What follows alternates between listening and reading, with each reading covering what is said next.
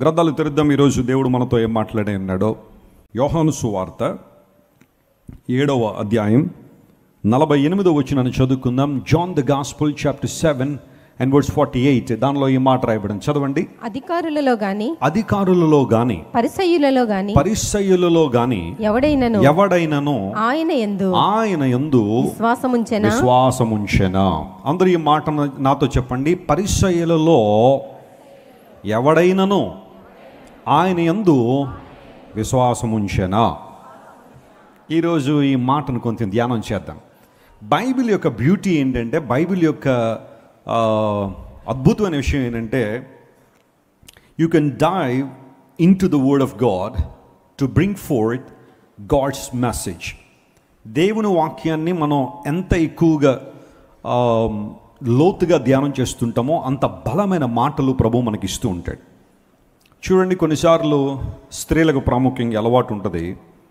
మన ఇంటిలో పెరుగు మజ్జిగగా మార్చబడాలంటే ఏం చేయాలి? ఆ పెరుగు డబ్బా ముందు పెట్టుకుని మజ్జిగవ్వు అంటే అవుతుందా? పోనీ వేరే లాంగ్వేజ్లో చెప్పినా అవుతుందా? వేరే భాషల్లో చెప్తే అవుతుందా? ఏం చేయాలి? దాన్ని ఒక కవ్వం తీసుకుని చిలకాలి. దాన్ని ఇంగ్లీష్లో ఏమంటారు? చర్నింగ్ అంటారు కదా. ఆ పెరుగును చర్నింగ్ చేయాలి. చేసినప్పుడు దానిలో నుండి ఆ పెరుగు మజ్జిగగా మార్చబడడం మాత్రమే కాకుండా దానిలోంచి ఏమొస్తుంది? వెన్న వస్తుంది. ఆ వెన్నను కాస్తే నెయ్యి అవుతుంది.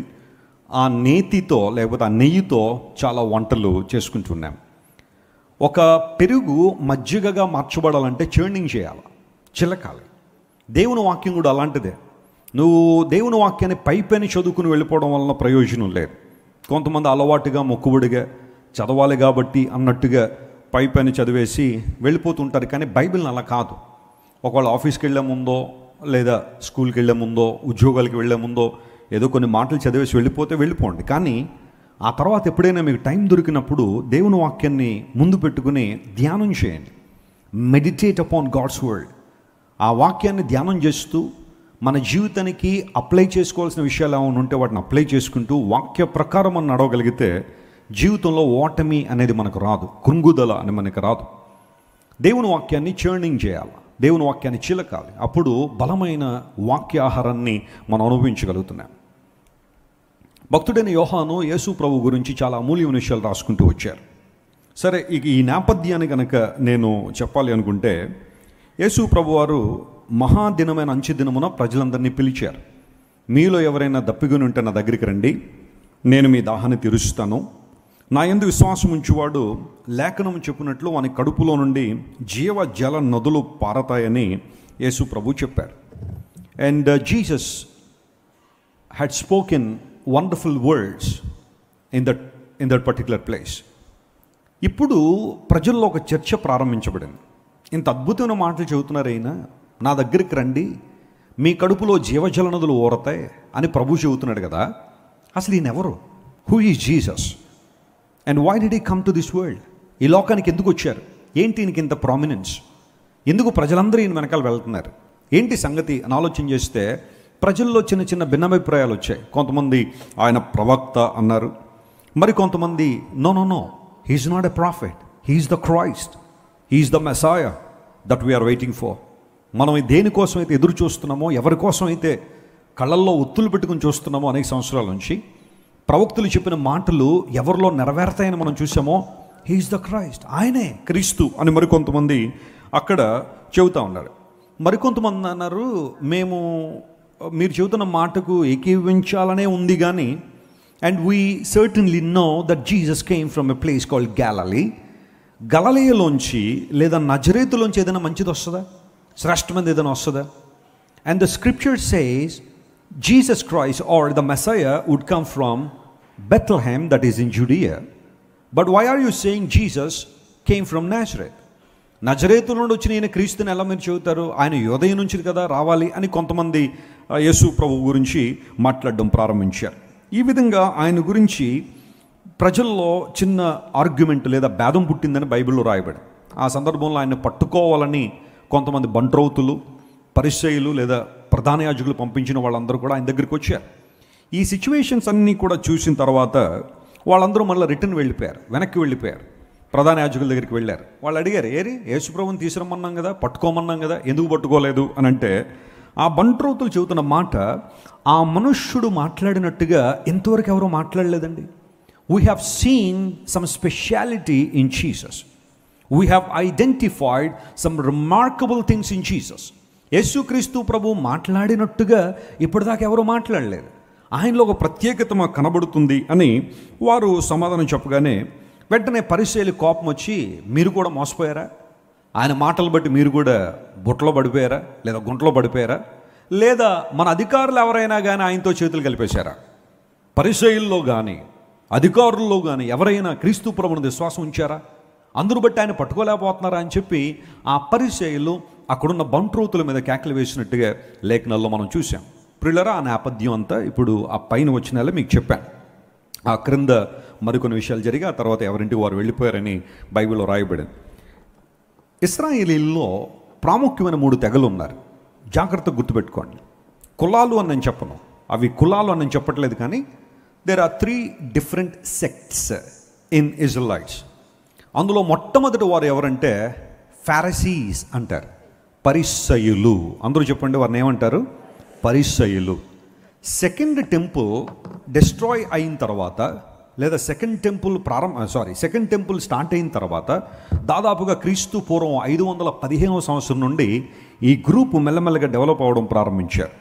వారు కూడా యూదులే, అందరూ యూదులే, కానీ వీరు ఆ యూదుల్లో నుండి ఇంకొంచెం స్పెషల్ క్లాస్ పీపుల్గా తమను తాము పరిచయం చేసుకున్నారు. ఎందుకంటే they wanted to protect the law, ధర్మశాస్త్రాన్ని ప్రొటెక్ట్ చేయాలని నిర్ణయించుకున్నారు. ఆ తర్వాత ధర్మశాస్త్రంలో రాయబడిన ప్రతి విషయాన్ని చాలా నిష్టగా పాటించడం ద్వారా they wanted to prove that they were the followers of law of Moses. మోషే ధర్మశాస్త్రాన్ని తూచా తప్పకుండా పాటించేవారు మేమే అని వారు ప్రకటించుకోవాలని చెప్పి కొంతమంది ప్రజలు తాము ప్రత్యేకించబడ్డాము అని పిలువబడి వారు డెవలప్ అవ్వడం ప్రారంభించారు. రాను రాను వారు ఆచారాలకు వ్యవహారాలకు ఎక్కువగా చోటిచ్చి ఆత్మీయ ఆరాధనకు దూరం అయిపోయి ఆఖరికి మెస్సయ్య ఈ లోకానికి వచ్చినప్పుడు, దేవుడి లోకానికి వచ్చినప్పుడు ఆయన్ని కూడా తిరస్కరించేంత ఆధ్యాత్మికమైన గురుడితనంలోకి వారు వెళ్ళిపోయారు. వారిని పరిసయ్యులు అంటారు. పరిసయ్యులు అనే మాటకు ప్రత్యేకించబడిన వారు అని అర్థం. ఫారసీ అనే మాటకు సెపరేటెడ్ పీపుల్ ఆర్ సెపరేటిస్ట్ అని వారిని పిలిచేవారు. తమను తాము ప్రత్యేకించుకున్నామని, అంటే ప్రజలందరికీ ప్రత్యేకంగా వారి వస్త్రధారణ కావచ్చు, వారి మాటల విధానం కావచ్చు, వారి ఆచార వ్యవహారాలు ప్రత్యేకంగా ఉండేవి కాబట్టి they were called as Pharisees. వారు పరిసయ్యులు అని పిలువబడ్డారు. రెండో రకమైన గుంపు ఎవరంటే వారిని సడ్యూసీస్ అంటారు. సడ్యూసీస్ అనగా సద్దూకయ్యులు. వారు కూడా యూదులకు చెందినవారే, కానీ వారి యొక్క డాక్ట్రిన్ కొంచెం విభిన్నంగా ఉండేది. మరణం తర్వాత జీవితం లేదు, మరణంతోనే మానవ జీవితం ముగింపు, there is no life after death అని వాదించేవాడు. Even though they were studying the scriptures, they had this belief. వారి జీవితంలో ఇలాంటి అపనమ్మిక వారిలో ఉండేది, మరణం తర్వాత జీవితం లేదని. అందును బట్టి శాస్త్రులు సద్దూకయ్యులు పరిసయ్యులు ఇద్దరు కూడా ఒకే జాతికి చెందినవారైనా వారిద్దరూ ఎదురు పడితే మాత్రం చాలా ఆర్గ్యుమెంట్లు అవుతుండేవి, వాగ్యుద్ధాలు జరుగుతుండేవి. వీరేమో మరణం తర్వాత జీవితం ఉందని పరిసయ్యులు, లేదని వీళ్ళు. వారిద్దరి మధ్య డాక్ట్రినల్ డిఫరెన్సెస్ అనేవి కొనసాగుతుండేవి. ఈ ఇద్దరు ఇలా దెబ్బలాడుకుంటూ ఉంటే మరికొక గ్రూప్ అందులో స్టార్ట్ అయింది. వారిని జెలాట్స్ అంటారు. జెలాట్స్ అంటే అర్థం ఏంటంటే తెలుగులో జెలోతీయులు అంటారు. వాళ్ళు ఎవరంటే కొంచెం యంగ్ బ్లడ్ ఉన్నవాళ్ళు, యవ్వన రక్తం ఉన్నవాళ్ళు. అరే ఇంక వీళ్ళ పోట్లాడి మనకు వద్దు, కానీ మనం పొలిటికల్ ఫ్రీడమ్ కోసం పోరాడదాం. బబులోనీయులు పరిపాలన చేశారు ప్రపంచాన్ని అంతా. ఆ తర్వాత మీడ్స్ అండ్ పర్షియన్స్ పరిపాలన చేశారు. ఆ తర్వాత గ్రీకులు పరిపాలన చేశారు. And then now Romans are ruling the world. రోమన్లు ప్రపంచాన్ని అంతా పరిపాలన చేస్తున్నారు. Why can't we rule the world? Because we're God's children and God's inheritance. మనం దేవుని బిడలం అని బైబిల్లో ఉంది. ఆయన స్వకీయ సంపాద్యం బైబిల్లో ఉంది. ఎఫ్రాయిము నా కుమారుడు కాదా అన్నాడు దేవుడు, ఇశ్రాయేలు నా జ్యేష్ఠ కుమారుడు కాదా అన్నాడు. So we have every right to rule over the world. అందును బట్టి పోరాడదాం. ఈ రోమన్లు గనక మనం పారద్రోలగలిగితే, వారి మీద కనుక విజయం సాధించగలిగితే we can easily rule the world అని జెలాట్స్ అనే ఒక గుంపు, ఒక యవన సమాజం బయలుదేరారు. వాళ్ళు ఏంటంటే దేవర్ ఆర్మ్ ఫోర్సెస్, వారికి కొన్ని ఆయుధాలు కట్టుకుని ఏదో విధంగా పొలిటికల్ ఫ్రీడమ్ కోసం పోరాడే వాళ్ళు చాలామంది ఉన్నారు. అందులో ఒక వ్యక్తి యేసు ప్రభు శిష్యుల్లో కూడా ఆ తర్వాత జాయిన్ అయ్యాడు. అండ్ ఈ గాట్ చేంజ్డ్ బై హిస్, యేసు ప్రభు బోధల ద్వారా అతను మార్పు చెంది జెలోతీయుడని ఆ వ్యక్తి యేసు ప్రభు శిష్యుడిగా వచ్చాడు. సో ఫారిసీస్, సడ్యూసీస్ అండ్ జెలాట్స్ అనే ఈ 3 గుంపులు పూర్వదినాల్లో ఉండేవి. అయితే ఇక్కడ మనం చదువుకున్న ఈ పరిసయ్యులు యేసు ప్రభునందు విశ్వాసం ఉంచారా? ఈ రోజుల్లో ఒక మన భారతదేశంలో ఉన్న హైందవత్వంలో కుల వ్యవస్థ అనేది ఉంది.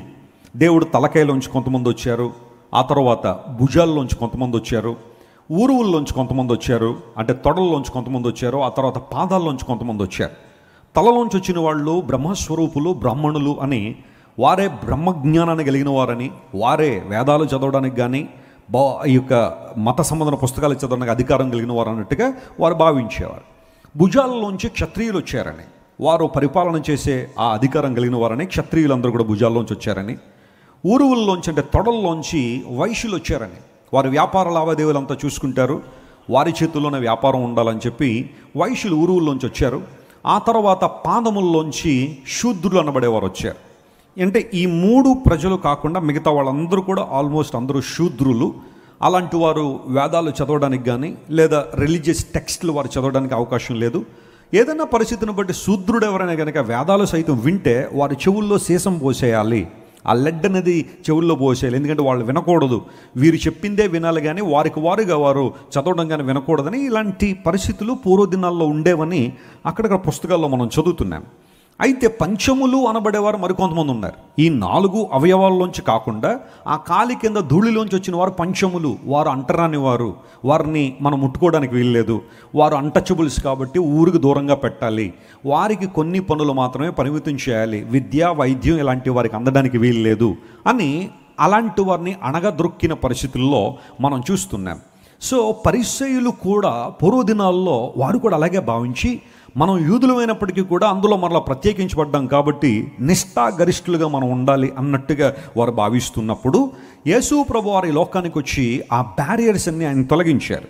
ఆయనకు అందరూ కావాలి, అందరి కొరకు యేసు ప్రభు ప్రాణం పెట్టారు, అందరినీ ప్రేమిస్తున్న దేవుడు అని బైబిల్ సెలవిస్తూ ఉంది. పరిసయ్యుల్లో ఎవరైనా ఆయన యందు విశ్వాసం ఉంచెనా? ఈరోజు నేను లేఖనాల నుంచి ఒక 3 పరిసయ్యుల్ని మీకు పరిచయం చేయాలని కోరుతున్నాను. I'd like to talk about 3 Pharisees that are found in the Bible. పరిశుద్ధ గ్రంథంలో ఉదహరించబడిన 3 పరిసయ్యులు, వారి జీవిత విధానాలు మీ ముందుంచి వాటిల్లోంచి మనం ఏం పాఠాలు నేర్చుకుందామో ఈ రోజున పరిశీలించేద్దాం. నంబర్ 1, మొట్టమొదటి పరిసయ్యుడు మనకి ఎక్కడ కనబడతాడంటే లూకా సువార్తలో ఆ వ్యక్తిని మనం కనుక్కోవచ్చు. చూడండి, లూకా సువార్త 18వ అధ్యాయము 10వ వచనం చదివితే అక్కడ మొదటి పరిసయ్యుడు మనకు కనబడతాడు. ఇతని జీవిత విధానాన్ని ఒకసారి పరిశీలించేద్దాం. ప్రార్థన చేయుటకై Luke chapter 18 and let us read verse 10. ప్రార్థన చేయుటకై ఇద్దరు మనుష్యులు దేవాలయమునకు వెళ్ళిరి. వారిలో ఒకడు పరిసయ్యుడు. వారిలో ఒకడు, చెప్పండి ఎవరు? పరిసయ్యుడు. ఒకడు సుంకరి. The second one is a tax collector. Number 1 is a Pharisee and second one is a tax collector. ఇప్పుడు 11వ వచనం చదివితే పరిసయ్యుని యొక్క ఆయన యొక్క యాటిట్యూడ్ ఎలా ఉందనేది బైబిల్ చెబుతోంది. పరిసయ్యుడు నిలవబడి, దేవా నేను చోరులను, చూడండి, నేను చోరుడును కాదు, అన్యాయస్తుని కాదు, వ్యభిచారునైనా కాదు, ఇతర మనుషుల వల్ల నేను లేను, ఈ సుంకరి వలె నేను ఉండనందుకు. అన్నిటికన్నా ప్రాముఖ్యంగా నేను ఎవరిలా లేను, నేను ఈ సుంకరిలా లేను. నీకు కృతజ్ఞతాస్తుతులు చెల్లించుచున్నాను. బట్టి ప్రభువా నీకు థ్యాంక్స్ నాయనా, నీకు కృతజ్ఞత ప్రభువా అని ప్రార్థన చేస్తున్నాడు దేవుని సన్నిధికి వచ్చి. అయితే there was a man called tax collector, అంటే అతని పేరైతే బైబిల్లో లేదు కానీ అతను సుంకరి.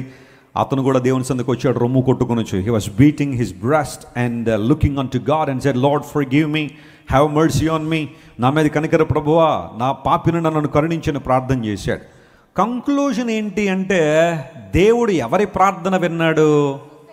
సుంకరి ప్రార్థన విన్నాడు కానీ పరిసయ్యుని ప్రార్థన దేవుడు వినలేదంటే దేవుడికి వినబడలేదని కాదు, ఆయనకి వినబడింది కానీ అక్కడి నుంచి ఏమి రాలేదు, జవాబు రాలేదు. నీవు నేను చేసే ప్రతి ప్రార్థన దేవుడికి వినబడుతుంది కానీ కొన్ని ప్రార్థనలకి ఏమొస్తుంది? జవాబు వస్తుంది. లిసన్ టు మీ, నువ్వు ఏది చేయి ప్రార్థన దేవుడు వింటాడు, అందులో పొరపాటు ఏం లేదు.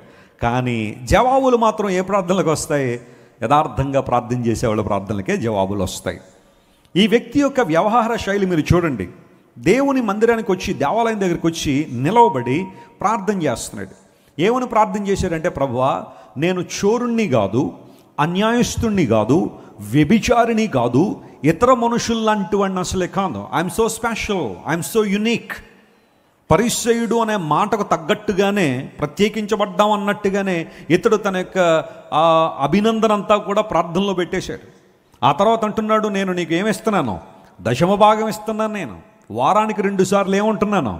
ఉపవాసం ఉంటున్నాను అని ఒక యూదుడు తాను చేయగలిగే ప్రతి పనులను కూడా ప్రార్థనలో పెట్టి వేషధారణతో ప్రార్థన చేశాడు. ఈ పరిసయ్యునికి మనం పేరు పెట్టొచ్చు ఏంటంటే, హీ వాజ్ హిపోక్రైట్. ఆయన ఒక వేషధారి అయిన పరిసయ్యుడు.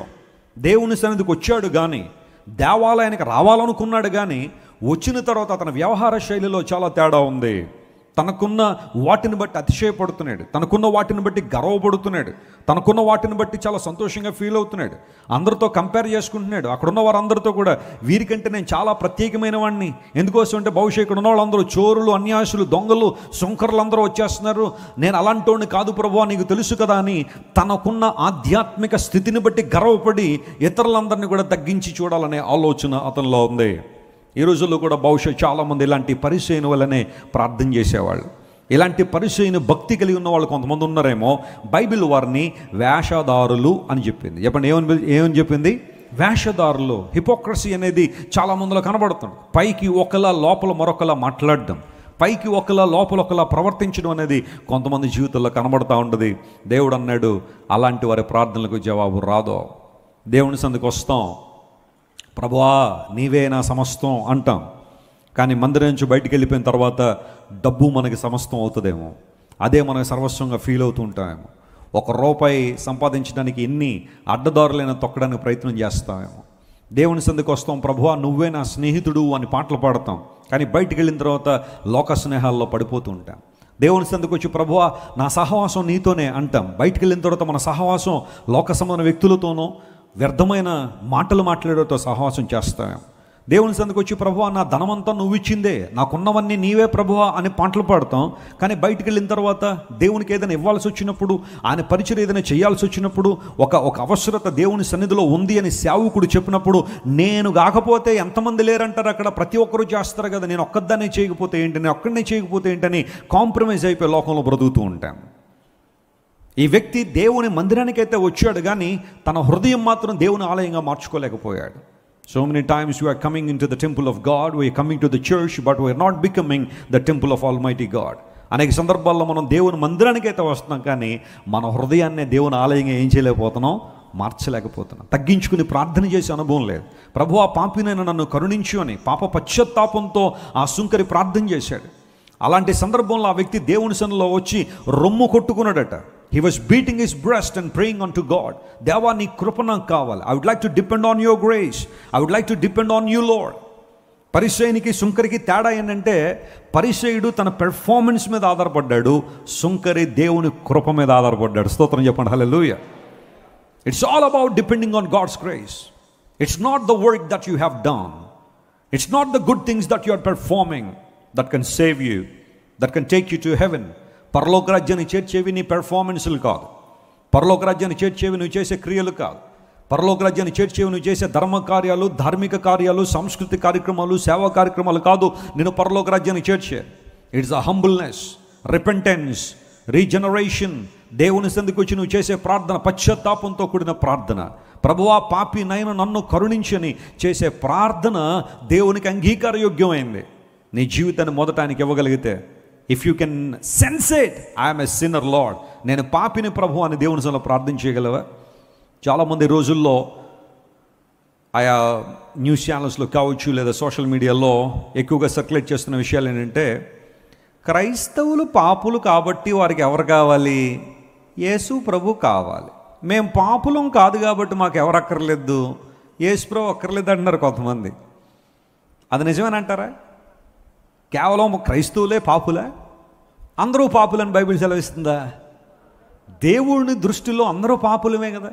అందరూ పాపం చేసి దేవుడు అనుగ్రహించు మహిమను పొందలేకపోతున్నాను బైబిల్ చెప్తూ ఉంటే, నేను పాపిని కాదు అంటే నువ్వు బైబిల్ని అబద్ధం చేస్తున్నావు అన్నమాట. దేవుణ్ణి అబద్ధికుడిగా చేస్తున్నావు. అక్కడే నువ్వు ఒప్పుకోవాలి, అక్కడే నీ యొక్క తగ్గింపు ఉండాలి. Yes, the word of God says we all sinners.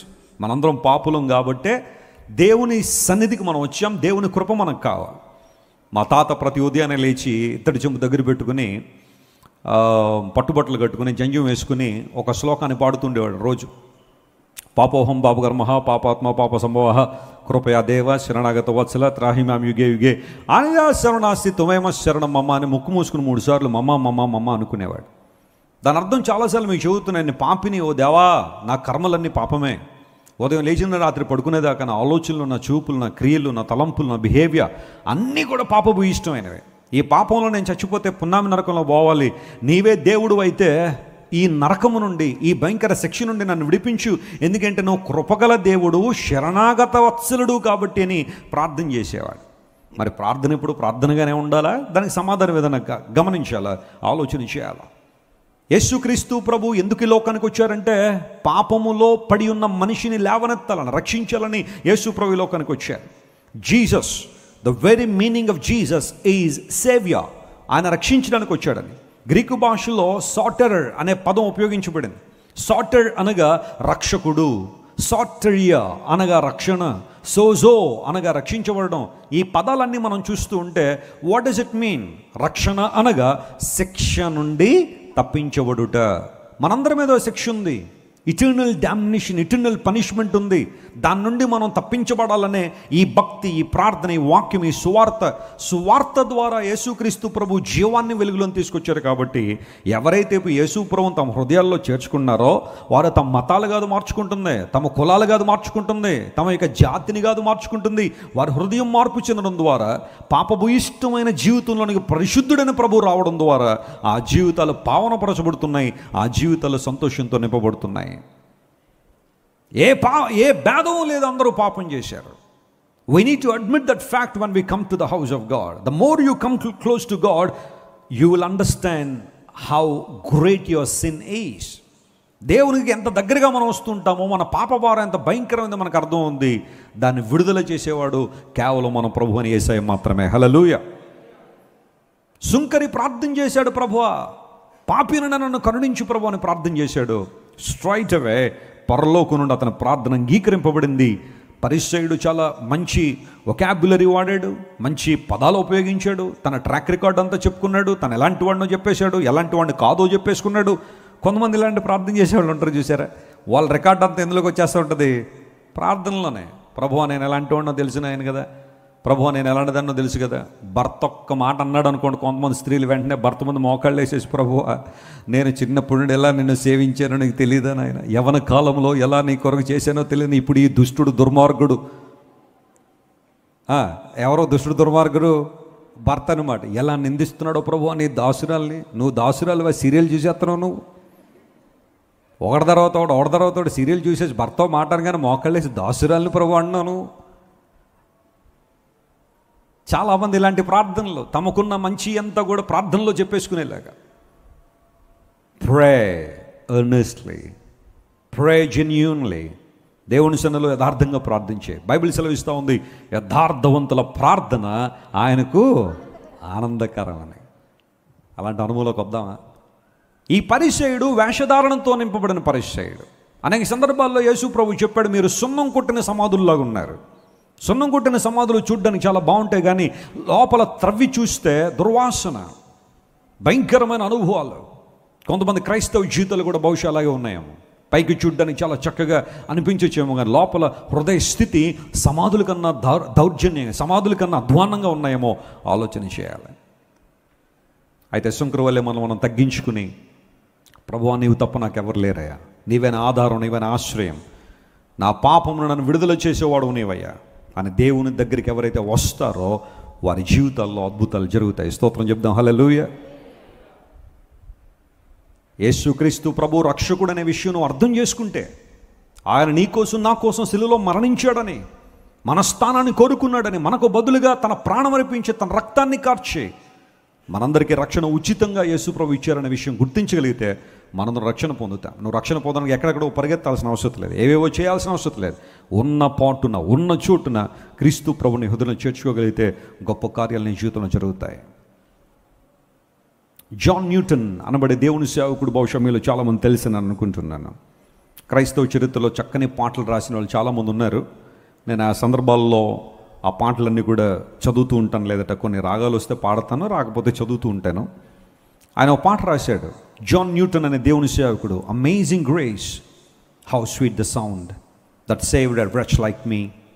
I was once lost but now I am found. I was once blind but now I see. దేవుని కృప ఎంత అద్భుతమైనది, ఎంత అపారమైనది. wretch అనే మాట ఇంకా దానికన్నా ఇంకా దౌర్భాగ్యమైన పదం ఇంకోటి లేదు. నా అంత చెడిపోయినోడు ఎవడు లేడు ప్రపంచంలో. చెడుతనం అంటే ఇంకా నాదే అన్నట్టుగా ఆ wretch అనే పదం అప్పుడు వాడతారు. The grace of Jesus has saved a wretch like me. నాలాంటి ఒక భయంకరమైన వ్యక్తిని కూడా మార్చగలిగిన శక్తి దేవుని కృపకు ఉంది. God's grace has power to change our lives. ఒకప్పుడు నేను నశించిపోయాను, కానీ ఇప్పుడు రక్షణ పొందాను. ఒకప్పుడు నేను గుడ్డివాడిని, కానీ ఇప్పుడు చూస్తున్నాను. ఆ పాట రాశాడు జాన్ న్యూటన్ అనే దేవుని సేవకుడు. వాస్తవానికి ఆయన ఒక స్లేవ్ షిప్కి కెప్టెన్గా ఉండేవాడు. పూర్వ దినాల్లో బానిసలుగా కొంతమందిని తీసుకెళ్ళి కొన్ని దేశాల నుండి అమ్ముతుండేవారు. మనుషులను కొనుక్కునేవారు. ప్రాముఖ్యంగా నల్లజాతి వారిని, నీగ్రో అనబడే వారిని. ఇప్పుడు ఆ పదాలు వాడకూడదు. ఇండియాలో కాబట్టి వాడుతున్నాను, కానీ ఇంకో దేశంలో ఎక్కడ నేను ఈ పదాలు వాడడానికి లేదు. బ్లాక్ అని కానీ నీగ్రో అని కానీ నేను వాడానంటే తీసుకెళ్ళి జైల్లో పెట్టేస్తారు నన్ను. భారతదేశంలో కాబట్టి పర్లేదు అన్నట్టుగా వాడుతున్నాడు అంతే. యూజువల్గా ఆ పదాలు వాడకూడదు మనం. ఆఫ్రికన్ పీపుల్, అంతే, ఆఫ్రికన్ పీపుల్. వాళ్ళకున్న రంగును బట్టి వారిని మార్కెట్లో అమ్మేవారు. తెల్లదొరల వారిని కొనుక్కుని వెళ్ళి ఇళ్లలో పనుల కోసం, లేకపోతే వారికున్న పనుల కోసం పెట్టుకునేవారు.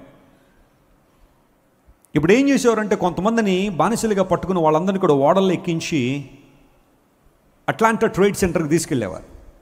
అయితే ఇటు ఆఫ్రికన్ కంట్రీస్లో మొదట ఇంగ్లాండ్కి కానీ అక్కడ నుంచి మరలా అమెరికాకి కానీ తీసుకెళ్తుండేవారు. ఆ షిప్పులు నడిపే క్యాప్టెన్స్ కూడా వైట్ అమెరికన్స్ ఉండేవారు. ఒక షిప్లో 10 మంది ప్రయాణం చేయాలనుకోండి, 100 మందిని ఎక్కించేవారు. అందరిని కలిపి కట్టి దగ్గరగా కూర్చోబెట్టి కట్టేసేవారు అనమాట. చేతుల్లో ఒక చేతి ఇంకో చేతులు సంఖ్యలు కట్టేసేవారు. కదలడానికి లేదు. కొన్ని నెలల పాటు ప్రయాణం, భోజనం సరిగా పెట్టేవారు కాదు. ఎప్పుడో గుర్తొచ్చినప్పుడు ఒక రొట్టె ముక్క పడేసేవారు. వారు అలాగే ఆ రొట్టెతో కాలయాపన చేయాలి.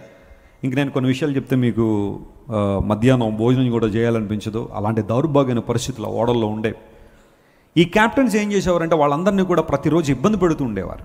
కొంతమంది దిగేసరికి ఆ సంఖ్యల చేత గాయాలైపోతుండేవి, మందులు ఇచ్చేవారు కాదు. అలాంటి పరిస్థితుల్లో ఆ క్యాప్టెన్ చాలా రూడ్గా ఉండాలి, కఠినంగా ఉండాలి. వాళ్ళకి ప్రేమ, కనికరం, అరే ఎదుటివాడు బాధపడుతున్నాడు, వెల్వల్లాడిపోతున్నాడు, రోగం వచ్చింది, జ్వరం వచ్చింది, లేదా ఆ సంఖ్యలు అతన్ని శరీరాన్ని పాడు చేసేస్తున్నాయి, కొంచెం కనికరం. అసలు ఆ పదాలకి మీనింగే తెలియకూడదు వాళ్ళకి, అంత కఠినంగా ఉండేవారు. అలాంటి John Newton, he was so rude and ruthless. ఒక రోజున వాళ్ళందరినీ పట్టుకుని సముద్రంలో వెళ్ళిపోతుంటే ఒక తుఫాను స్టార్ట్ అయిపోయింది. సముద్రంలో ఒక స్టార్మ్ స్టార్ట్ అయిపోయింది.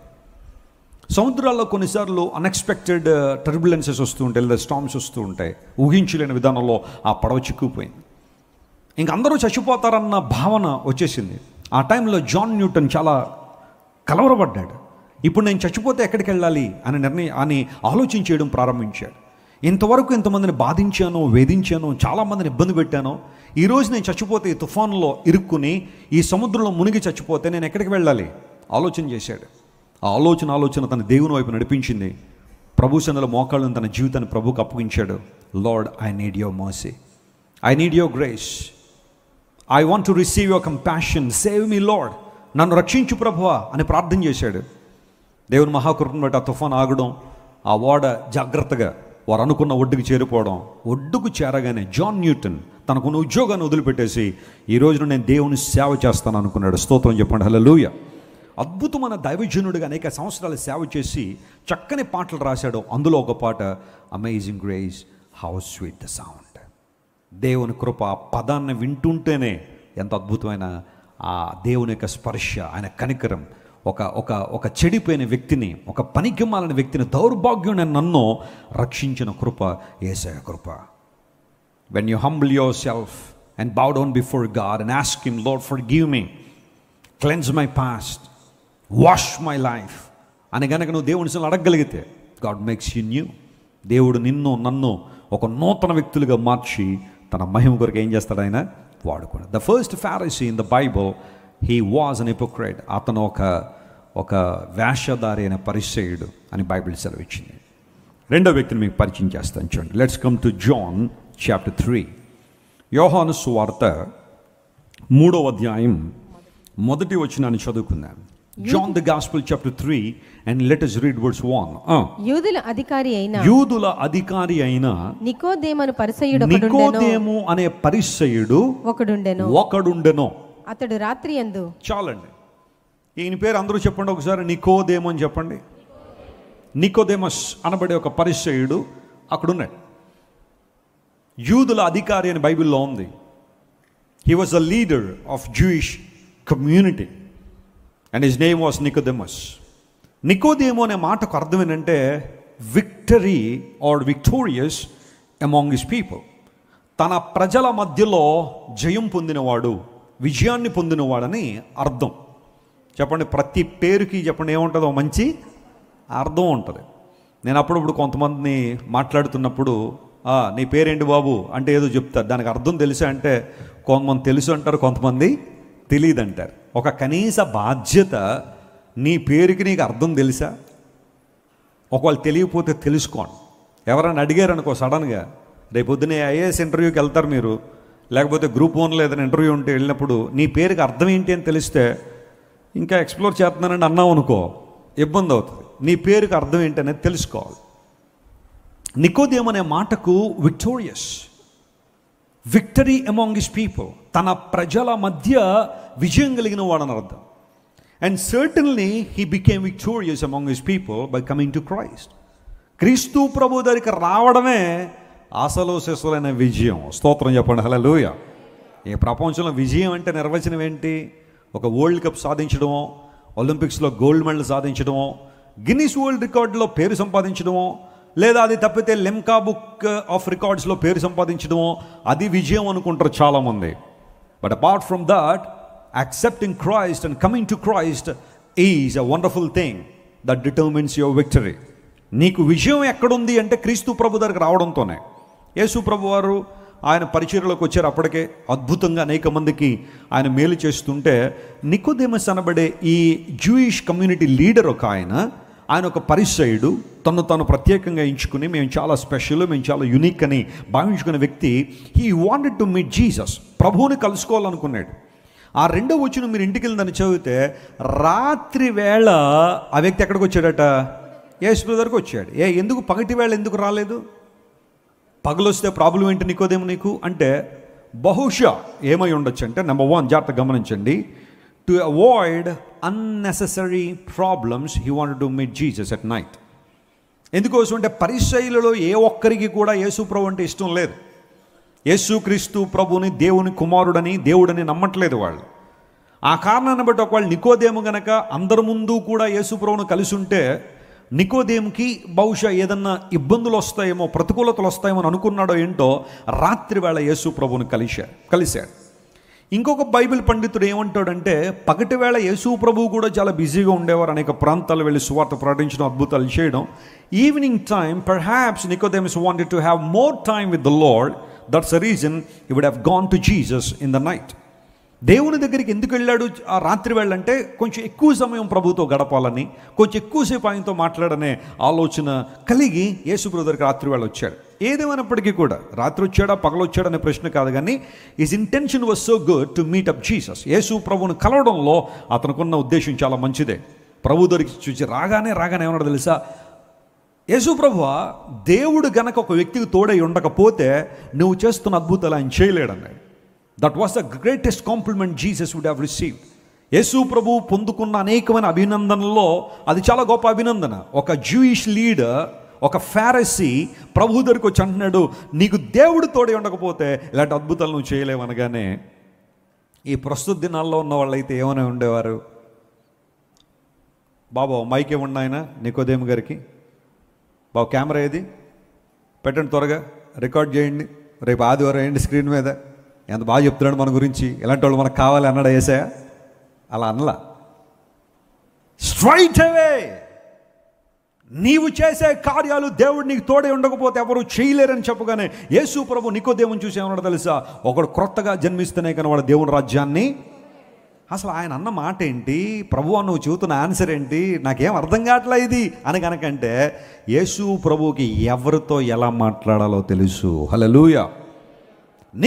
నికోదేమస్ had so many questions in his heart. నికోదేముకి ఎన్నో ప్రశ్నలు ఉన్నాయి తన మనసులో. పరలోక రాజ్యాన్ని గురించి, నిత్యత్వాన్ని చేరుకోవాలంటే ఏం చేయాలో, ఇలాంటివన్నీ ప్రశ్నలు ఉన్నాయి. కానీ రాగానే యేసు ప్రభువుని ఏదో అభినందిస్తామని చూడగానే straight away Jesus jumped into that conversation and said, unless one born again he cannot see the kingdom of God. దేవుని రాజ్యం చూడాలంటే వాడు క్రొత్తగా జన్మించాలి అని యేసు ప్రభు చెప్పారు. వెంటనే ఆ మాట విని నికోదేముకి అనిపించింది, కొత్తగా జన్మించడం ఏంటి నాయన? Why are you talking something strange apart from the law? ధర్మశాస్త్రంలో లేని విషయాన్ని ఒకటి నువ్వు మాట్లాడుతున్నావు, కొత్తగా జన్మించడం ఏంటి? ఇప్పుడు నేను చాలా వృద్ధాప్యంలో ఉన్నాను, లేదా పెద్ద వయసుకుని నేను మరలా నా తల్లి గర్భంలోకి వెళ్ళి మళ్ళీ బయటికి రావాలా? కొత్తగా జన్మించడం అదేనా అని నికోదేము అడగగానే యేసు ప్రభు చెప్పాడు, ఒకడు ఆత్మ మూలముగానో నీటి మూలముగానో జన్మించాలి అన్నాడు. Jesus was talking about the rebirth. He was talking about regeneration, born again experience. పరలోక రాజ్యం చేరడం అలా పెట్టండి. పరలోక రాజ్యం ఎలా ఉంటుందో చూడాలి అంటే, దేవుని రాజ్య విధానాలు ఎలా ఉంటుందో తెలుసుకోవాలంటే, if you like to know the dynamics of Kingdom of God, you must be born again. నువ్వు పరలోక రాజ్యం ఎలా ఉంటుందో చూడాలి అంటే, కనీసం అవగాహనలోకి రావాలంటే మినిమం క్వాలిఫికేషన్ ఏంటో తెలుసా? నువ్వు తిరిగి ఏం చేయాలట? జన్మించాలా. నువ్వు తిరిగి జన్మించాలా. అప్పుడే కదా లోపలికి వెళ్ళిన తర్వాత అన్నీ చూడొచ్చు. కపుల్ ఆఫ్ ఇయర్స్ బ్యాక్ నేను బ్లెస్సీ గారు మా పిల్లలు ఇంగ్లాండ్ వెళ్ళాం. ఇంగ్లాండ్లో మీటింగ్స్ కోసం. మీటింగ్స్ అయిపోయిన తర్వాత బకింగ్హామ్ ప్యాలెస్ చూడాలని చెప్పి బకింగ్హామ్ ప్యాలెస్కి వచ్చాం. నేను అప్పటికి చాలాసార్లు వెళ్ళాను ఇంగ్లాండ్. ఇప్పటికి నేను 15 సార్లు 16 సార్లు వెళ్ళాను ఇంగ్లాండ్. ఆ వెళ్ళిన ప్రతిసారి అన్నిసార్లు కుదరలేదని కొన్నిసార్లు బకింగ్హామ్ ప్యాలెస్ చూడాలని. ఆ లోపల రాణి గారు ఉండేవారు. ఇప్పుడు ఆమె చనిపోయారు అనుకుని, ఆయన కుమారుడు ఇప్పుడు రాజు అయ్యారు, చార్ల్స్ III.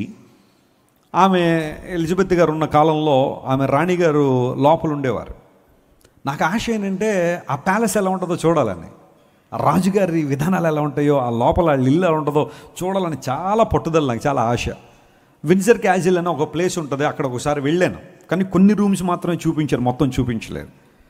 అదేంటో కానీ ఆ రోజున మా ముగ్గురు కూతుర్లు ఫస్ట్ టైం వాళ్ళు ఇంగ్లాండ్ వచ్చారు. వాళ్ళు వచ్చి రాగానే, డాడీ లోపలికి వెళ్దాం డాడీ అందు మా చిన్నదే. మరి రాణిస్తారో లేదో నాయన, ఎందుకంటే ప్రతిసారి ఓపెన్ చేయారంటే నేనంటే ఎంత ఇష్టమో మా చిన్న కూతురికి. జాన్ వెస్లీ గారి పిల్లలు వచ్చారని చెప్పు డాడీ అంద. అంటే ఆమె అనుకోవడం నేను వరల్డ్ ఫేమస్, రాజులు కూడా నాకు తెలిసేమో అనుకుని, మనం జాన్ వెస్లీ గారి పిల్లలం కదా లోపల రానివరా అన్నదే. ఒక నిమిషం సంతోషించాను, పోన్లే ఆ మాత్రం కాన్ఫిడెన్స్ నా మీద ఉంది కానీ. బట్ అదేంటో కానీ కొన్నిసార్లు మరి చిన్నపిల్లడిని అంత ఈజీగా దేవుడు ఎలా చేస్తాడని. And we came to know Buckingham palace was open on that day. ద్వారాలు తెరిచారు, లోపలికి రావచ్చు అని. ఏదో మినిమమ్ ఎంట్రన్స్ ఫీ ఉంటుంది, అది కడితే లోపలికి రా. వెరీ ఫస్ట్ టైం నేను నా పిల్లలు ఆ లోపలికి రాగానే ఆ రాజుగారి భవంతంతా చూస్తూ ఉంటే అసలు పైకి చూసేది ఒకలా ఉంది, కానీ లోపలికి వెళ్ళిన తర్వాత ఇంకా ఇండిస్క్రైబుల్ అనమాట. వర్ణించడానికి అవకాశం లేనట్టుగా ఉంది లోపల. ఎప్పుడో చరిత్ర దగ్గర నుండి ఎప్పుడెప్పటి నుంచో ఆ మోనార్క్స్ ఇంగ్లాండ్ పరిపాలన చేసిన వాళ్ళ పిక్చర్స్ అన్నీ కూడా పెద్ద పెద్ద పటాల గదిలో ఇవన్నీ కూడా చూడడం. నేను చాలా క్రిటికల్ అబ్జర్వర్ని, అలా చూస్తూ అన్నీ గమనిస్తూ ఉంటాను. గమనించుకుంటూ ఆ డైనింగ్ హాల్ దగ్గరికి వచ్చాను. రాజకుటుంబీకులు భోంచేసే డైనింగ్ హాల్. ఆ డైనింగ్ హాల్ అంతా కూడా గోల్డ్తో చేయబడింది, ఎవ్రీథింగ్ గోల్డ్. ఆ చైర్స్ అన్నీ కూడా బంగారంతో చేయబడిన చైర్సే. అడిగాను గైడ్ని, ఎంతమంది కూర్చోవచ్చు సింగిల్ మీల్లో? 75 మంది కూర్చుని తినొచ్చండి అన్నాడు. 75 75 మంది కూర్చుని బంగారపు చైర్లు. అవన్నీ కూడా కొంచెం తాళ్లతో కట్టేశారు, అన్నీ బైండ్ చేశారు. ఎందుకంటే అలా కట్టకపోతే ఎల్లోళ్ళు అందరూ ఒక చైర్ తెచ్చేసుకుంటారు. బంగారపు కుర్చీలు, టేబుల్. ఇంకా వాళ్ళ బెడ్రూమ్లో అవి చూపించలేదు, కానీ అవి ఎంత మ్యాగ్నిఫిషియంట్గా ఉండి ఉంటాయో. వారు కూర్చునే స్థలాలు కావచ్చు, ఆ మీటింగ్ ప్లేస్ కావచ్చు, ఇవన్నీ చూసినప్పుడు ఐ సింప్లీ సెడ్ వావ్. ఒక రాజు గారి ఇల్లు, ఒక ప్రపంచాన్ని పరిపాలన చేసిన ఒక రాణి గారి ఇల్లు ఎంత ఘనంగా, ఎంత వైభవంగా ఉంటే నా ఫోకస్, నా ఆలోచన అంతా కూడా పరలోక రాజ్యం వైపు. రాజుగారి ఇల్లు ఎంత గొప్పగా ఉంటుంది, ఎంత ఆశీర్వాదకరంగా ఉంటుంది, ఎంత వైభవంగా ఉంటుంది, ఎంత మహోన్నతంగా ఉంటుంది. ఆ ఇంటిని చూడాలనే ఆశ. అయితే కనీసం చేరడం అలా పెట్టండి, దాన్ని ఎలాగో చూడాలని ఆశిస్తే మనలో ఉండాల్సిన ఒక లక్షణం ఏంటో తెలుసా? నూతనంగా ఏం చేయాలట? జన్మించాలి, క్రొత్త జన్మ. తల్లి గర్భంలో నుండి బయటికి రావడం శారీరక జన్మ, కానీ ఆత్మానుసారంగా పుట్టడం, మన లోపల చచ్చిపోయిన ఆత్మ తిరిగి జీవించడం, క్రీస్తు ప్రభు స్పర్శ ద్వారా, రక్షకుడైన యేసు ప్రభువును ఆశ్రయించడం ద్వారా, సిలువ రక్తము ద్వారా మనం కడగబడడం ద్వారా నూతన జన్మానుభవాన్ని పొందినప్పుడు then you will understand what the kingdom of God is, how it looks like. దేవుని రాజ్య విధానాలు ఎలా ఉంటాయి, దేవుని విధానాలు ఎలా ఉంటాయి, ఆయన పరిస్థితులు ఏంటి, ఇవన్నీ కూడా మనకు క్లియర్గా అర్థం అవ్వాలంటే నూతన జన్మ మనకు కావాలని బైబిల్ సెలవిస్తూ ఉంది. ఆ సందర్భాల్లో కొన్ని మాటలు చెబుతూ ఉంటాను. ఈ భూమి మీద ఒక్కసారి గనక నువ్వు జన్మిస్తే 2 సార్లు చచ్చిపోవాలి. అదే 2 సార్లు గనక నువ్వు జన్మిస్తే ఒక్కసారి మాత్రమే చనిపోవాలి. ఏంటండి వెసిలి గారు దానిలో ఉన్నమాట? ఒకసారి జన్మించడం ఏంటి, 2 సార్లు జన్మించడం ఏంటంటే, ఒకసారి మనందరం జన్మించాం, తల్లి గర్భంలోంచి బయటకు వచ్చాం, అది శారీరక జన్మ, దట్స్ ద ఫస్ట్ బర్త్. అయితే క్రీస్తు ప్రభువుని అంగీకరించి మారు మనసు పొంది రక్షణానుభవంలోకి వచ్చిన తర్వాత, పాపక్షమాపణ మీద యేసయ్యను అంగీకరించినప్పుడు రీజనరేషన్ అనేది మనలో స్టార్ట్ అయింది. We have become new in our spirit. Hour spirit got activated. లోపల ఉన్న మన అంతర్య పురుషుడు బ్రతికాడు. అది 2వ జన్మ. ఈ 2వ జన్మ కనుక మనం తీసుకుంటే మనకు ఒకటే మరణం, ఈ భూమి మీద శారీరక మరణం మాత్రమే మనం ఫేస్ చేయాలి, ఫిజికల్ డెత్. అది ఏ రోజైనా కావచ్చు. కొంతమంది 60 బతకచ్చు, 70 బతకచ్చు, 100 బతకచ్చు. లేదా రోజుల్లో లైఫ్ స్పాన్ ఇండియాలో తగ్గిపోయింది, 53 సంవత్సరాలు, 53.5 లైఫ్ ఎక్స్పెక్టెన్సీ ఇన్ ఇండియా. 53 సంవత్సరాలు యావరేజ్గా బతుకుతున్నారండి ఇండియాలో. 30 నుండి 40 సంవత్సరాల్లో చాలామంది యవనస్తులకి హార్ట్ అటాక్లు వచ్చేస్తున్నాయి. అమ్మ ఇక్కడ నొప్పని గుండు పట్టుకుంటున్నారు, హాస్పిటల్కి వెళ్ళేదాకా కూడా ఉంటుందా. ఉన్న స్ట్రెస్ని బట్టి కావచ్చు, ఫుడ్ హ్యాబిట్స్ని బట్టి కావచ్చు, రకరకాల బ్యాడ్ హ్యాబిట్స్ని బట్టి కావచ్చు, ఎడిక్షన్స్ కావచ్చు, విపరీతమైన స్ట్రెస్కి లోనైపోయి ఒక విషయం గురించి పదే పదే ఆలోచన చేసి నిద్రపోకుండా గనక ఉంటే ఆయుష్ తరిగిపోతాం. ఏదో ఒక భారాన్ని బట్టి చాలామంది నిద్రకు దూరం అయిపోతున్నారు, నిద్ర పట్టట్లేదు చాలామందికి. కనీసం 6 గంటలు సౌండ్ స్లీప్ ఉండాలని డాక్టర్లు చెబుతూ ఉన్నారు. మరి అంతకుమించి మళ్ళీ ఎక్కువ కాదు. ఇటు మీరు ఎక్స్ట్రీమ్కి వెళ్ళిపోయినా ఇటు ఉన్నా కానీ తప్పే. ఒక 6 గంటలు చక్కగా నిద్రపోవడం, పడుకోవడానికి ముందు 2 గంటల ముందే ఫోన్ పక్కన పెట్టేసి ఆ బ్లూ స్క్రీన్ పక్కన పెట్టేసి కాసేపు అలా రిలాక్స్ అవుతూ ప్రార్థన చేసుకుని పడుకుని ఒక 6 గంటలు రెస్ట్ తీసుకుంటే ఆ తర్వాత మిగతా అంతా కూడా పని చేయొచ్చు. కొంతమంది they want to earn money, they want more money, for that they don't want to sleep. ముంబైలో ఒక అతను అలాగే 40 సంవత్సరాలు పెద్ద వయసు ఏం కాదు. He was an entrepreneur. అప్పటికే 1000 కోట్లు అతనికి ఉన్నాయి డబ్బులు. ఆ 1000 కోట్లను ఇంకా పెంచాలని ఆలోచనలో రోజు 3 గంటలు మాత్రమే పడుకునేవాడట. 3 గంటలు మాత్రమే. కనబడిన గురూజీల్ని బాబాలందరిని అడిగేవాడట, సార్ 2 గంటలే పడుకోవాలంటే ఏం చేయమంటారని అడిగేవాడట. వాళ్ళు అన్నారు, అలా కాదయ్యా, నువ్వు ఏది చేసినా 2 గంటల నిద్ర సరిపోదు నీకు, జాగ్రత్త, కనీసం ఒక 5 గంటలు 6 గంటలు నిద్ర ఉండాలంటే, నో సార్ నేను 2 గంటలే పడుకుని మిగతా సమయంతో వర్క్ చేస్తాను. I would like to earn money, I would like to prove myself to be the best entrepreneur. అలా 2 గంటలే పడుకుని మిగతా సమయంతో పనిచేసి 48th ఇయర్లోనే హార్ట్ అటాక్ వచ్చి చచ్చిపోయాడు. ఏమైపోయింది ఆ డబ్బు అంతా? ఎక్కడ పోయింది అదంతా కూడా? కొంచెం అందును బట్టి నిద్ర కూడా అవసరమే. అఫ్కోర్స్ కొంచెం చాలా స్ట్రెస్ ఉండొచ్చు, బాధ ఉండొచ్చు, లోన్లీనెస్ ఉండొచ్చు, ఏదైనా ఉండొచ్చు. But try to sleep more. ఎక్కువ నిద్రపోవడానికి ప్రయత్నం చేయండి. 6 గంటలైనా పడుకోవడానికి ప్రయత్నం చేయండి. నికోదేము క్రొత్తగా జన్మిస్తే పరలోక రాజ్యాన్ని చూస్తావనే ప్రభువు ఆ మాట చెప్పినప్పుడు నికోదేము ఆ మాటను తన హృదయంలో పెట్టుకున్నాడు. And he kept that word in his mind. ఆ తర్వాత మరలా నికోదేము ప్రస్తావన ఇందాక నేను చూపించాను కదా, యోహాను సువార్త 7వ అధ్యాయంలో, అందులో నికోదేము కూడా ఉన్నాడట. ఈ అధికారుల్లో కానీ పరిసయ్యుల్లో కానీ ఎవరైనా క్రీస్తుని విశ్వసించనా అని ప్రశ్నించారు కదా, అందులో నికోదేము ఉన్నాడు. నికోదేము ప్రభువునందు విశ్వాసం ఉంచాడు, కానీ he remained as a secret believer of Christ. ప్రభువును అంగీకరించాడు, ప్రభువు మాటలను విన్నాడు. ఆ రోజు యేసు ప్రభు చెప్పిన మాట, అరణ్యంలో ఇత్తడి సర్పం ఎలాగ ఎత్తబడినో మనుష్య కుమారుడు కూడా ఏం చేయబడాలి, ఎత్తబడాలి అని ప్రభువు చెప్పారు. అంటే యూదుల ధర్మశాస్త్రోపదేశకుడు కాబట్టి నికోదేముకి పాత నిబంధనలో జరిగిన విషయాలు తెలుసు. అరణ్యములో సర్పం ఎత్తబడుట. ఒక బైబిల్ క్రిటిక్ ఒక ఆయన ఏమంటాడంటే, అరణ్యంలో సర్పం ఎత్తబడుట అంటే మోషే గారు సర్పం ఎత్తారు అది అని రాంగ్ ఇంటర్ప్రిటేషన్ ఇవ్వడం ప్రారంభించాడు. కానీ యేసు ప్రభువు చెప్పిన మాట అది కాదు.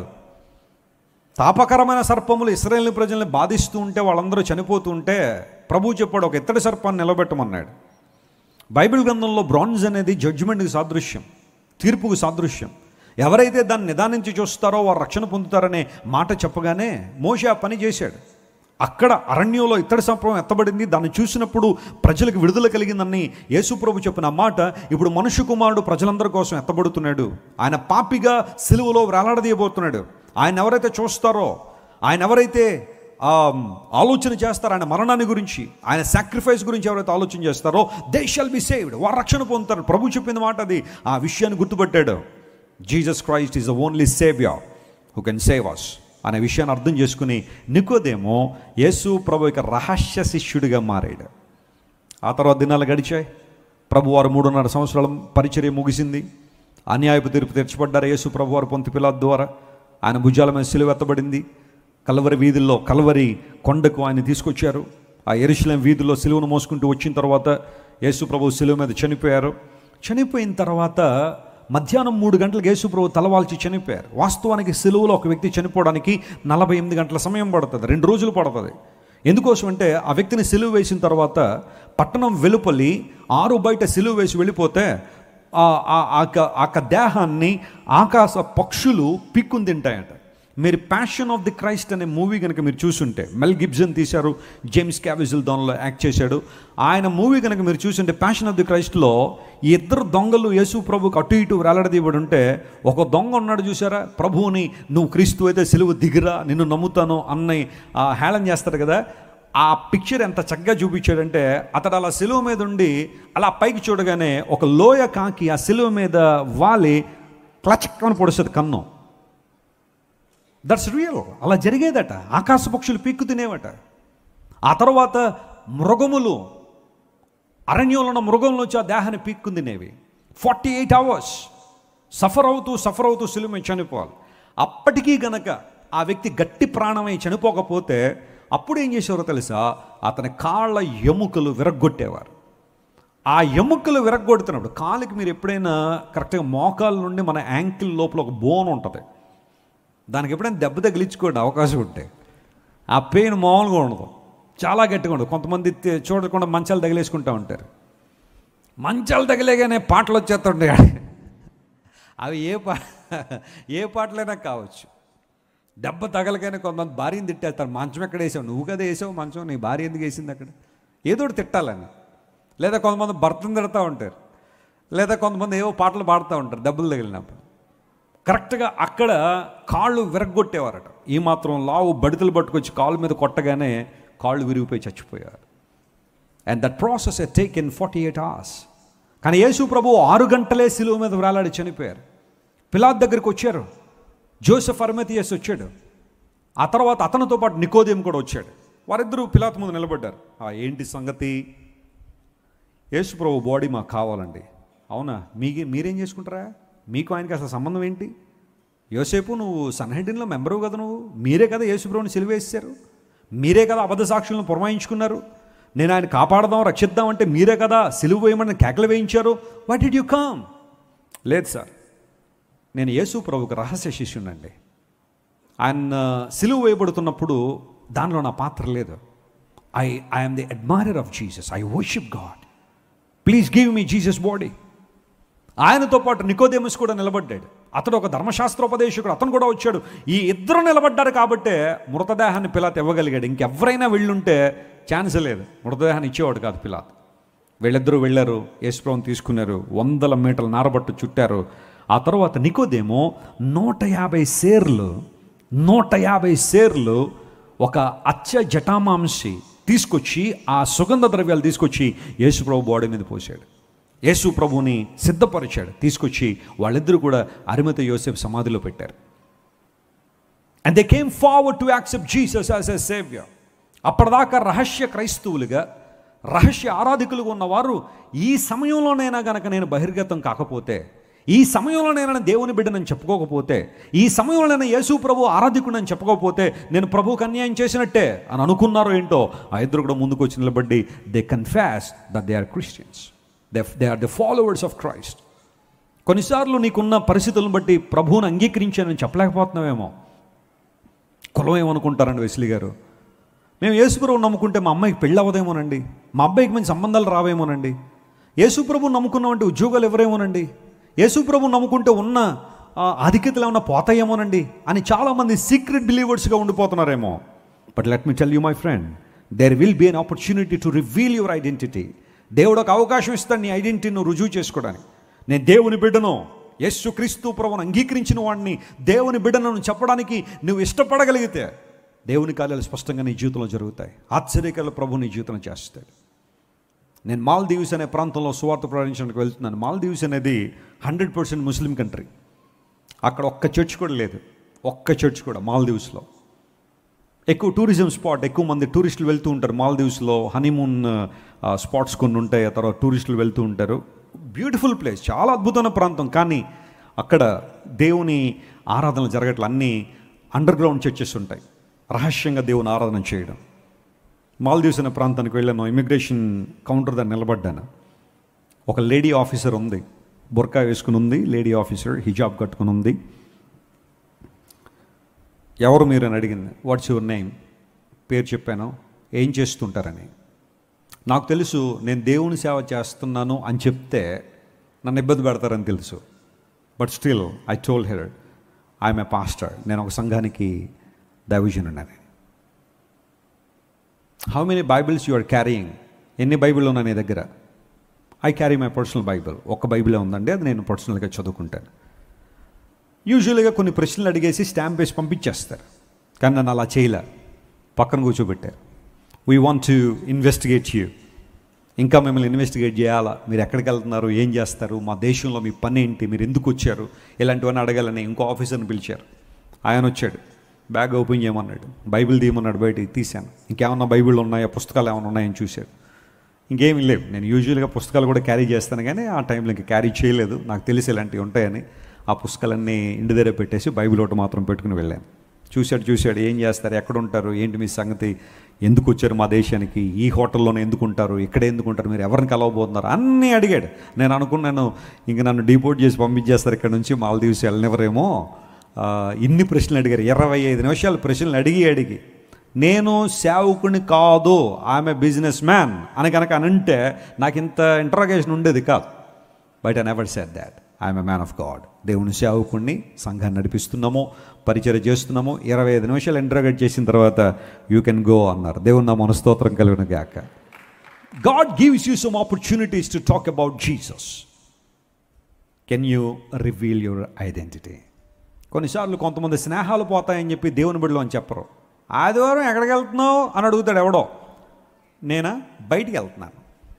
ఏ బయటికి వెళ్తావు మనం చెప్పలేవా అతనికి? ఏమో చెప్తే స్నేహం పోద్దేమోనండి. నా బాయ్ ఫ్రెండ్ అండి, లేదా నా గర్ల్ ఫ్రెండ్ అండి, చర్చికి వెళ్తామని చెప్తే మళ్ళీ మాతో మాట్లాడరేమోనండి.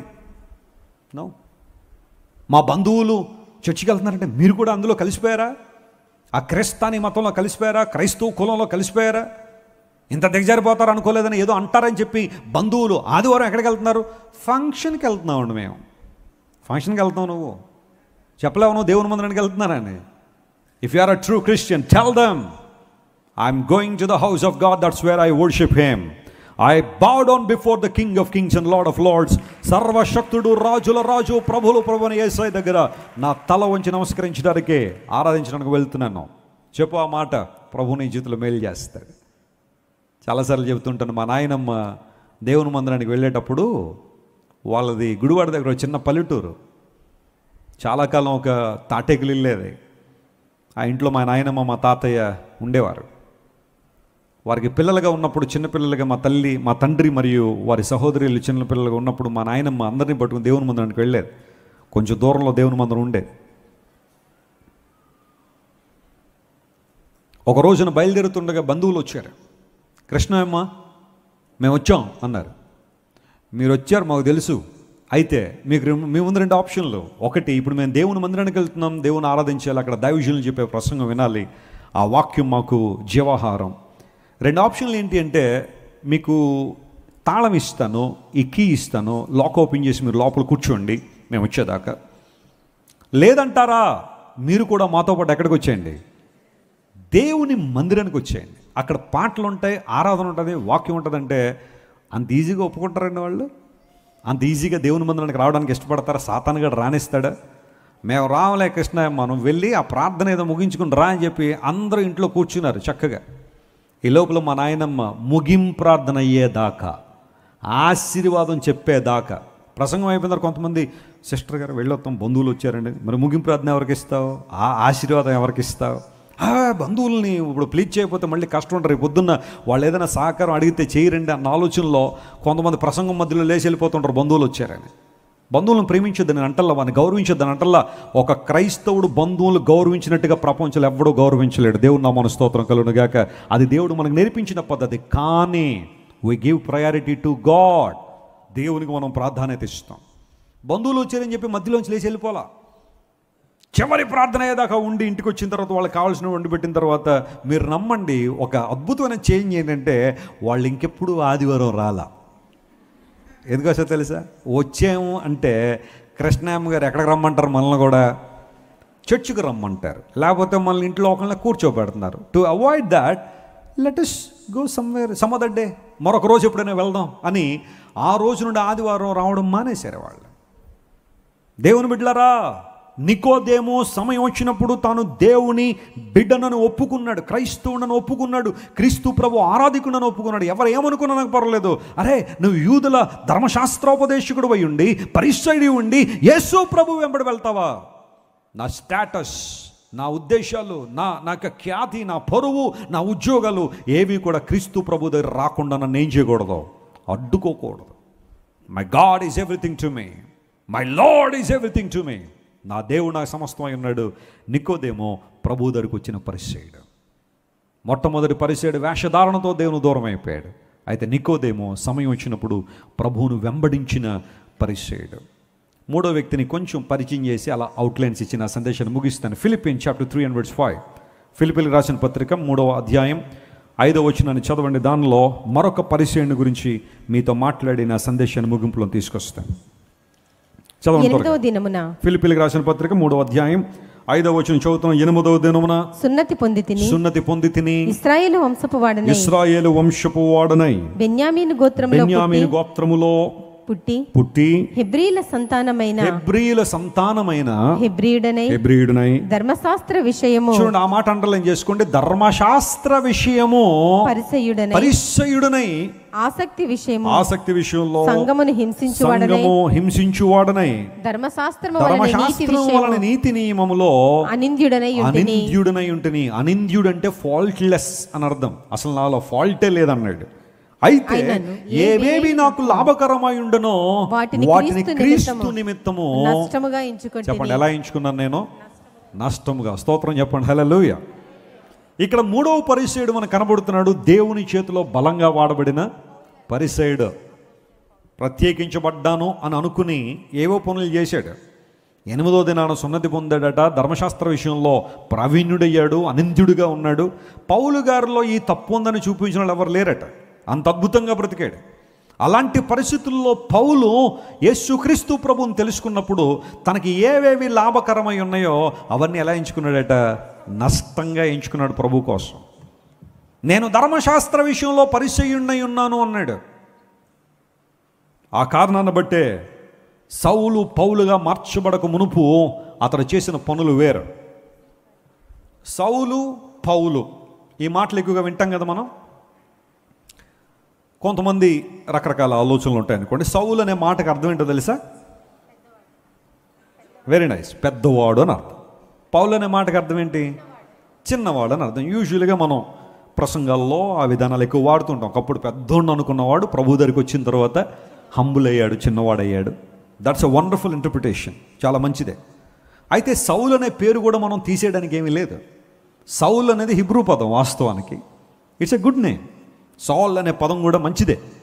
అది హిబ్రూలో ఇజ్రాయేల్ మొదటి రాజు పేరు ఏంటి చెప్పండి? సౌలు. చాలా మంచి అర్థం ఉన్న పేరే, అది హిబ్రూ నేమ్. అయితే పాల్ అనే పేరు, సౌలు పౌలుగా మార్చబడ్డాడనే ఆ పేరు పాల్ అనేది ఒక రోమన్ నేమ్. ఎందుకంటే పౌలు గారు ఎక్కువగా అన్యజనుల మధ్యకు వెళ్ళి సువార్త ప్రకటిస్తున్నాడు కాబట్టి పౌలుగా తాను పిలిపించుకోవాలని ఆశపడ్డాడని కొంతమంది చరిత్రకారులకు అభిప్రాయం. పరిసయ్యుడుగా నేను చాలా నిష్ట కలిగిన వాడను, ప్రతి పనిని కూడా ధర్మశాస్త్ర ప్రకారం చేశాను. క్రీస్తు సంఘాన్ని హింసించడంలో పౌలు ముందున్నాడు. సౌలుగా ఉన్నప్పుడు పౌలు భయంకరంగా సంఘాన్ని హింసించాడు. తనకు ప్రాణాధారం అంటూ ఏదైనా ఉంది అంటే దేవుని బిడ్డలు హింసించడమే అనుకున్నాడు. ఎక్కడైతే క్రైస్తవులు ఉన్నారో, ఎక్కడైతే దేవుని బిడ్డలు ఉన్నారో వారందరినీ సంహరించడమే. He was working for that. His life ambition was to eradicate Christianity even in the first century. మొదటి శతాబ్దంలోనే క్రైస్తవ్యాన్ని తుడిచిపెట్టేద్దాం అని కంకణం కట్టుకున్నాడు సౌలు. అనేక మంది మరణాలకు సాక్షులుగా నిలబడ్డాడు. అనేక మందిని ఈడ్చుకుని వెళ్ళాడట, చెరసాల్లో వేశాడట, బందీలుగా మార్చాడట. పౌలా, నీ గురించి నువ్వేమన్నా చెప్పుకోగలవా అంటే పౌలు చెప్పిన సాక్ష్యం ఏంటో తెలుసా? Once upon a time I was a violent man, I was a blasphemer, I was a persecutor. నేను హింసకుడును, హానికరుడును, దోషకుడును అన్నాడు. పౌలు గురించి తన గురించి తాను చెప్పుకోవడానికి హింసకుడు, హానికరుడు, దోషకుడు. వైలెంట్ మ్యాన్ అంటే అర్థం ఉంటుంది. వైలెన్స్, కొంతమంది వైలెన్స్ ఉంటుంది వారి స్వభావంలో. బాధిస్తూ ఉంటారు, అందరినీ వేధిస్తూ ఉంటారు. తీవ్రవాదులు, ఉగ్రవాదులు ఇలాంటి జాతికి, ఇలాంటి కోవకు చెందిన వాళ్ళే. వారికి అసలు కనికరం, ప్రేమ ఇలాంటివన్నీ ఉండవు. ఎంపతి ఉండదు, కఠినంగా ఉంటారు కదా. హింసకుణ్ణి నేను, దోషకుణ్ణి, భయంకరంగా దూషించాను అనేక మందిని. క్రీస్తు ప్రభువును దూషించిన వాడు. కానీ క్రీస్తు ప్రభు స్వరూప దర్శనాన్ని చూడగానే పౌలులో ఏమొచ్చింది చెప్పండి? మార్పు వచ్చింది. ప్రభువును చూశాడు దమస్కు గేట్ దగ్గర, కింద పడిపోయాడు. ప్రభు స్వరాన్ని విన్నాడు, ఆయన ముఖదర్శనం చూశాడు. ఆ తర్వాత సౌలు పౌలుగా మార్చబడి అతని ఉద్దేశాలు మార్చబడ్డాయి. దేవుని సువార్త కార్డుని తన మీద వేసుకున్నాడు. ఇతడు నా నామం నిమిత్తము అన్యజనుల ఎదుట, ఆ తర్వాత రాజుల ఎదుట నా నామాన్ని భరించడానికి నేను ఏర్పాటు చేసుకున్న నా సాధనం ఇదే. సౌలును ప్రభు అంత బలంగా వాడుకుంటాడని ఎవరైనా ఊహించుంటారా? ఎవరైనా అనుకుని ఉంటారా? ఆఖరికి అననీయకు దేవుడు ప్రత్యక్షమైన వెళ్ళి సౌలు కోసం ప్రార్థించేయంటే అననీయ సందేహించాడు, ప్రభువా ఆ వ్యక్తి గురించి నీకు తెలియదా అని. లేఖనం అప్పుడు ఇప్పుడు తెలియజేస్తున్న మాట ఏంటంటే, నీ గత జీవితం ఎంత దౌర్భాగ్యమైందన్నప్పటికీ కూడా నీ జీవితాన్ని ప్రభు చేతిలో పెట్టేస్తే, పగిలిన నీ జీవితాన్ని ప్రభు చేతికి ఇవ్వగలిగితే ఆయన నిన్ను బలంగా వాడుకోవడానికి ఎప్పుడు ఎలా ఉన్నాడు? ఆయన సామర్థ్యం కలిగిన వాడే. నీ పగిలిన జీవితంగా ఉంచుకోవాల్సిన అవసరం లేదు. Bring all the pieces in to the hand of God and God makes you a new vessel and God uses you for the expansion of a Kingdom. నీ జీవితం పగిలిపోయినట్టుగా ఉండాల్సిన అవసరం లేదు. ఒకవేళ మనుషులు నీ హృదయాన్ని పగలగొట్టారేమో, నిన్ను బాధిస్తున్నారేమో, వేధిస్తున్నారేమో, నువ్వు వద్దన్నా కాదన్నా వెంటబడి నిన్ను ఇబ్బంది పెడుతున్నారేమో, పగిలిపోయిన అనుభవం నీలో ఉంటే give all the pieces to God. దేవునికి ఇచ్చే ఆ పీసెస్ అన్ని. ప్రభు నేను వాడుకుంటాడు. ఆయన నేను కట్టే దేవుడు, ఆయన బలపరిచేవాడు. సౌలు పౌలుగా మార్చబడిన తర్వాత ప్రభు రాజ్య సువార్తలో అలుపెరిగిన సైనికులుగా ప్రభు కోసం పనిచేశాడు. ఆఖరికి పౌలు గారిని శిరచ్ఛేదనం చేశారు. చెప్పండి, ఏం చేశారు? He was beheaded. శిరచ్ఛేదనం ఎందుకు చేశారు? యేసుక్రీస్తు ప్రభువుని సిలువ వేశారు. ఆ తర్వాత పేతురు గారిని కూడా ఏం వేశారు చెప్పండి?